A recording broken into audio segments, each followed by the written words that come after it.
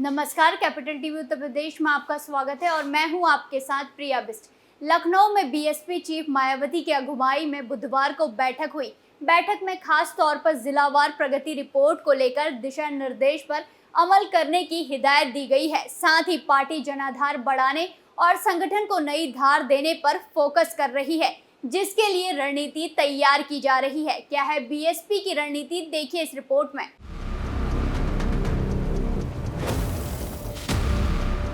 लोकसभा चुनाव की तैयारियों को लेकर बीएसपी की लखनऊ में बुधवार को बैठक हुई। इस बैठक में यूपी स्टेट, सभी मंडल और सभी जिला कमेटी के वरिष्ठ पदाधिकारी शामिल हुए। मायावती ने बैठक में यूपी और देश के बदलते हालात और संबंधित खास घटनाओं पर राजनीतिक चर्चा की। इसके साथ ही संगठन की मजबूती और बीएसपी के जनाधार को हर स्तर पर बढ़ाने के अलावा जिलावार प्रगति रिपोर्ट को लेकर आगे नए जरूरी दिशा निर्देश पर निष्ठापूर्वक अमल करने की हिदायत दी। बैठक में बुधवार को लोकसभा चुनाव की तैयारियों को लेकर आगे कई कार्यक्रम दिए गए। पार्टी द्वारा दी गई जानकारी में कहा गया कि इसी संदर्भ में बीजेपी सरकार के कार्यकलापों और बदलते राजनीतिक हालातों और उससे निपटने के लिए विपक्षी पार्टियों की जारी गतिविधियों पर भी पूरी नजर रखी जाएगी। पार्टी द्वारा बताया गया कि यूपी के करोड़ों लोगों के जीवन में भी जबरदस्त महंगाई, गरीबी, बेरोजगारी, अशिक्षा, अशांति, तनाव,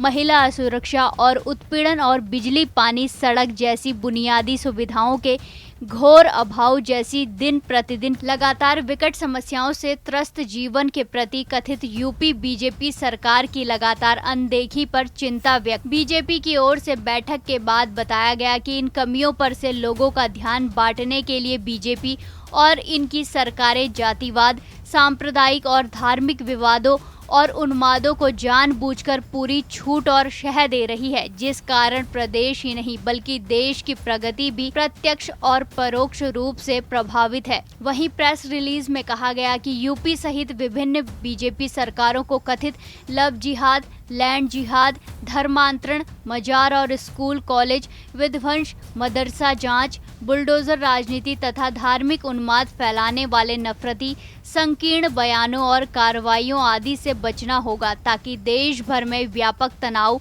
और दहशत का माहौल समाप्त हो और देश मजबूती से आत्मनिर्भरता की तरफ आगे बढ़ सके।